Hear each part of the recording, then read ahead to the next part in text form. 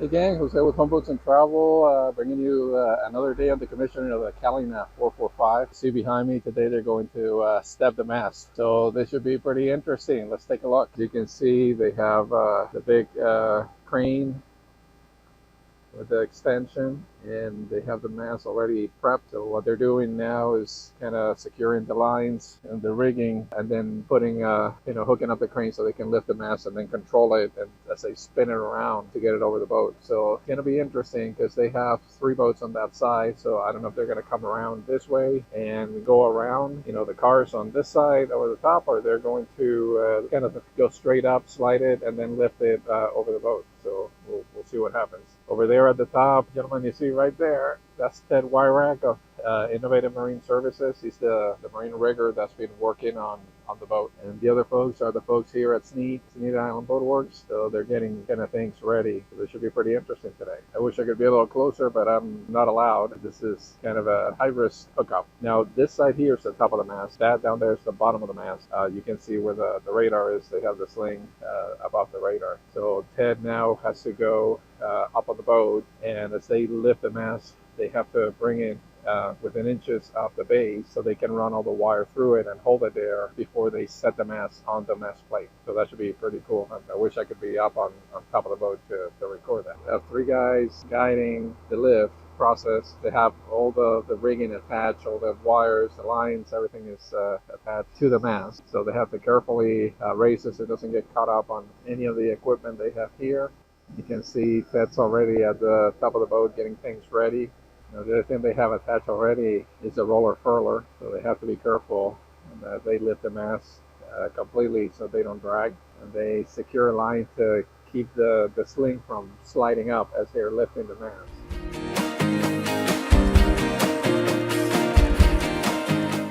So you see the guys have the roller furler kind of setting on the fit of the ground, and now they got the mast completely up in the air. That's a big boy. Now they're lowering the mast and they get more control of it as they move it, and start the process of swinging it around.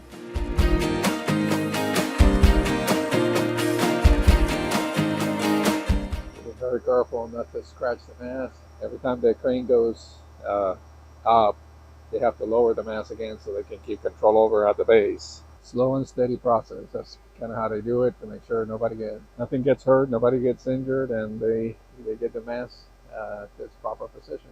Very delicate process, a little bit at a time. Keep things under control. You have Bill running the crane. Bill's the yard master here. Lots of years of experience doing this type of work. He's also an old captain. The key is to sneak that mast in between the crane and the boat. It's a really tight spot right there. And they're going to get somebody up on the boat to make sure it doesn't come too close. So he's clearing out the wires, making sure the wires don't get caught on the boat as they're sliding the mast in between. You can see how close that is from the crane, the mast, the boat, and they have to keep watching that none of the wires get caught on the other boat's mast. They'll have to swing it around. An interesting thing, they have to know exactly where to position the hookup to the mast, because the crane is not that long, so they have to lift the mast at a certain point so they can clear the deck and get it right over the boat.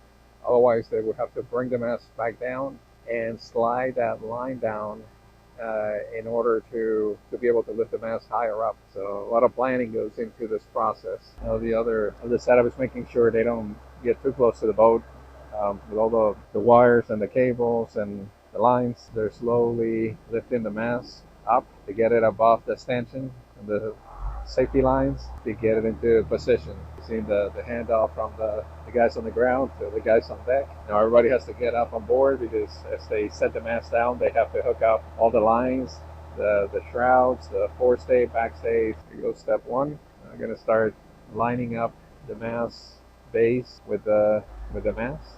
This all has to be done by hand with the help of the crane. So what they're trying to do is find the proper alignment with the mast base. They have to release the forestay, and you make sure that's clear. So they're carefully releasing the shrouds and the stays while they're trying to hold the mast in place and the mast is hanging by a spot, so it keeps twisting and turning every time they lose things up. So it's pretty dangerous work. So Ted is tracing the lines that he's going to need and making sure he only releases what he needs at a proper time. You got to be very careful to don't release the line that's holding the crane sling in its place. You have to work quickly and efficiently. There's lines that are already fished through the base of the mast, so they have to tie the wires that are going to go, feet through the stay down into the boat. So they have to kind of match each one of the lines to the proper cable that's going inside of the boat to pull it through. So all of this has to happen at the same time that they're trying to step the mast. So not an easy task. So if you've never seen this before, this is pretty interesting process, and it's something that has to be properly coordinated. So they're going inside the boat to find the correct line and then start pulling that wire through the base and through the conduits at the base of the mast. See, they're starting to feed the wire through, and you can see it better from this angle. See, you can see Ted up here. Sorry about the finger kind of pointing, feeding the wire down the base of the mast. Okay, they got one wire in. Now Ted's releasing other connections, other wires that have to go in, tying them up to the fishing lines that he got ran through already. Now they have lines coming from the base that they have to feed through the mast. And I wish I could be up there, but the liability, they won't let anybody near. They won't let anybody up there that's not working on the process just from a safety standpoint. So this is the best angle we can get. And now Ted is feeding wire in from the bottom of the mast, from the base of the mast through the mast. I don't know if I can make this any closer so you can see it. You can see those big wires going through under the base of the mast and coming out the side that we showed you in an earlier video. So now they're slowly guiding the crane operator so they can line up the base. Then they can start the process of lowering the mast into its proper place. Okay, so the mast is about a foot off the deck. So they're pulling the wires, making sure everything lines up correctly. So Ted's still cutting additional wires loose from the big bundle he had in there. Slowly lowering the mast. See Ted pulling the cables that he ran from the underneath the mast that was attached to the base through the mast. Now they have to position it correctly. The mast only sits one way on that mast step, so they have to twist it until it lands properly, then finish lowering into position before they can start attaching the shrouds. Okay, I think we have contact. So they start kind of bringing things into position, setting up the forestay. Now, if you think about it, that forestay had to be measured precisely, so they knew the distance from the top of the mast to where the roller furler would sit on the bow, because they're not getting a chance to cut it after they put it in. They want to do it right the first time. So it takes a lot of planning, a lot of measuring, and making sure things are set up the proper way before they get everything up. If you notice, all the rigging already has the shackles in place, the spinners, so they're basically pre-measured, pre-cut, all the steel that goes into the shrouds, the stays, to make sure that everything is the proper length so they can set it and then adjust it, adjust the rigging. You got the forestay hooked up, they're working on the shroud. Now this boat is a double spreader boat, so it has two shrouds coming down on each side, so they have to make sure they put the proper, the outer one in the right place and the inboard one in the correct place, still holding everything with the crane, even though we're at the mast base, while they get all the points attached. Once the points are attached, even though they're loose, they'll support the mast, and they can start the process of tightening the rig and then tuning the rig. Now, Ed is untying all the different bundles that are fastened to the mast, just so he can clear everything he needs. And right now, everything is just done hand tight. Keep in mind, as they're doing all this, they have to be careful. This is a brand new boat, so they're trying to make sure they don't scratch or bend or do anything that could damage the boat. This is a double aft stay on the Catalina 445, so they have the two wires going out the back. See if I can give you a little bit of a close-up. It's kind of hard to tell. You can see one on each side. Hopefully you'll be able to see that on the video. So there's one over here, and the guys are attaching those to the chain plates, aft chain plates. They're still checking lines and pulling lines through.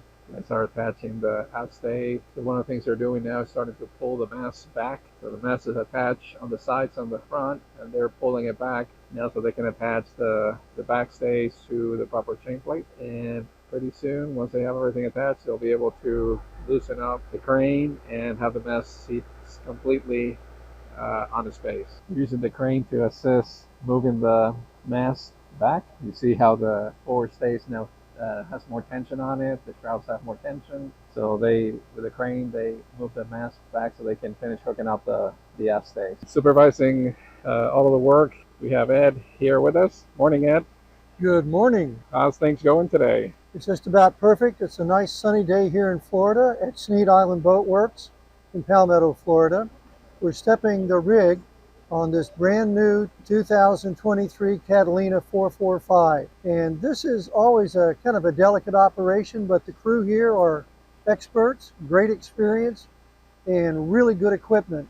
Ted Wyrack, Innovative Marine, is the rigger that's supervising and kind of managing the rig being put together. He does all of our work on getting the rigs up, the sail plans on, and Ted does a lot of the MEPQC with me. And Sneed Island Boat Works, where we've been doing launches since 1977 and been kind of flawless. So we're always excited for this part of the make ready. Excellent. Yes, it's been a very interesting process, very delicate. A lot of planning on, lengths of the shrouds and the stays and manipulating that mast, kind of threading that needle in between the boats to get it into place.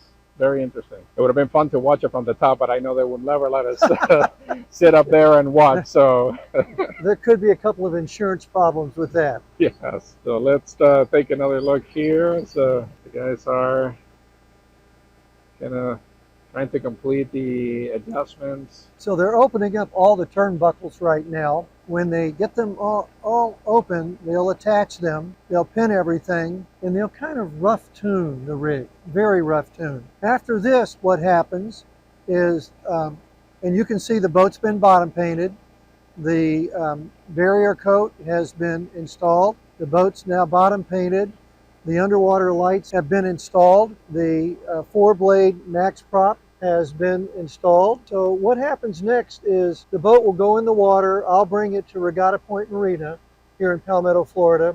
We'll hang the boom.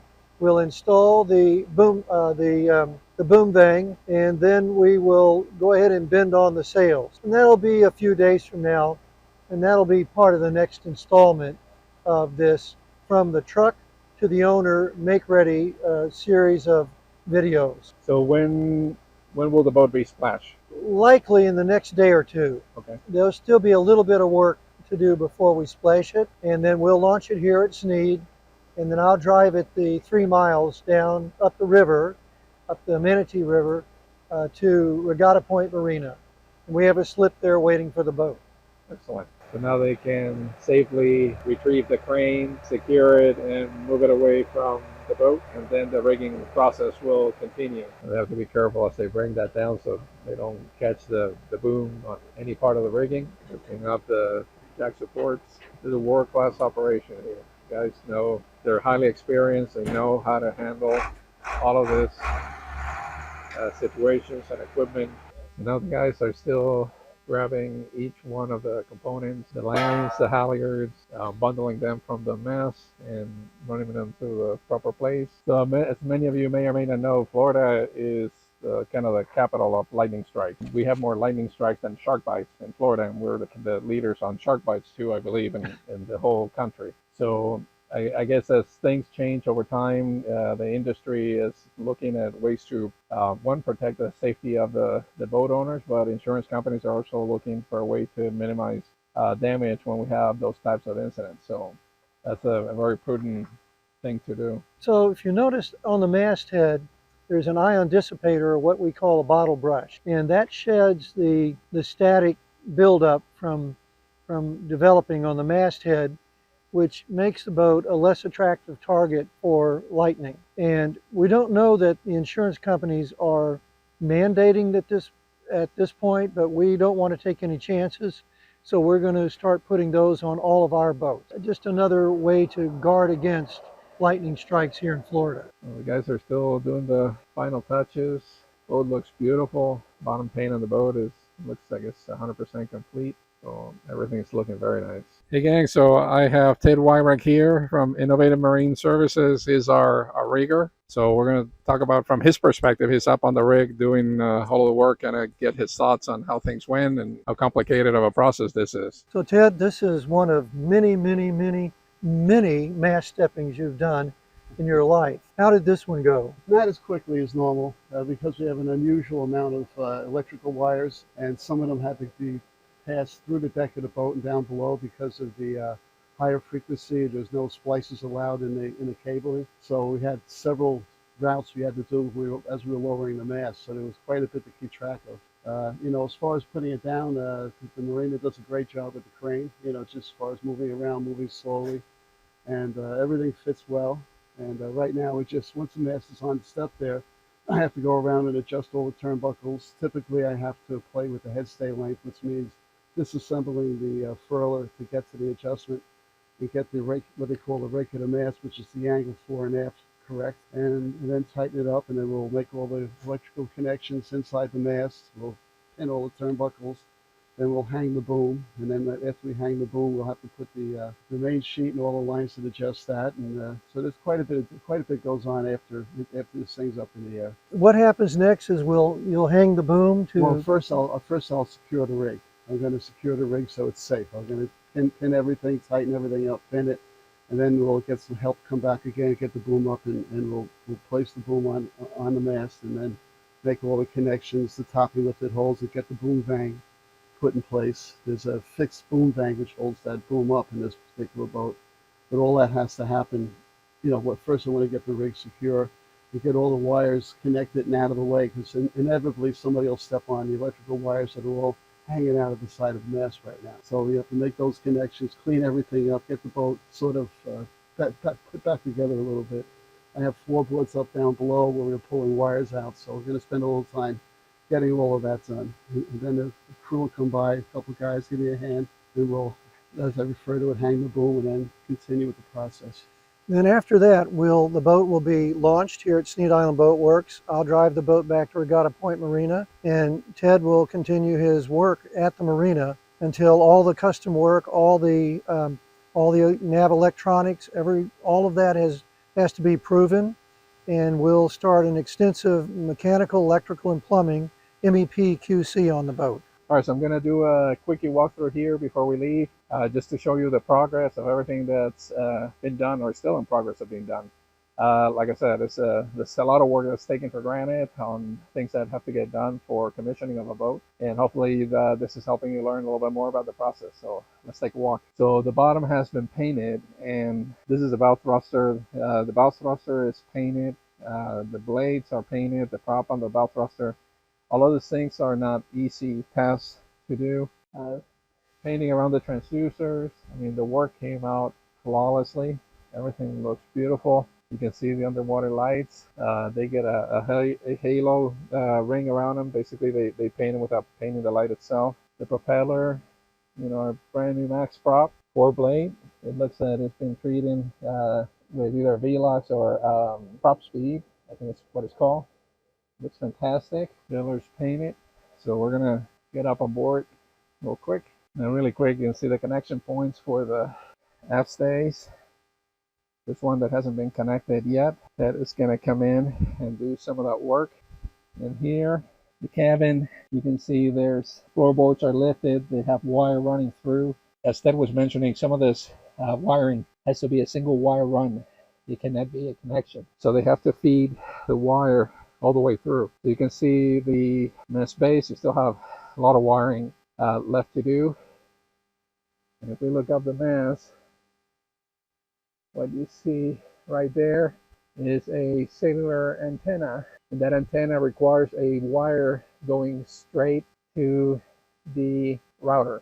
So you cannot have a splice anywhere. So that's a very long cable that comes from there down the mast through the floorboards, and it'll end up somewhere right there on the panel. So that's it, folks. We'll be back at the next phase of the rigging. So we'll see you in the next episode.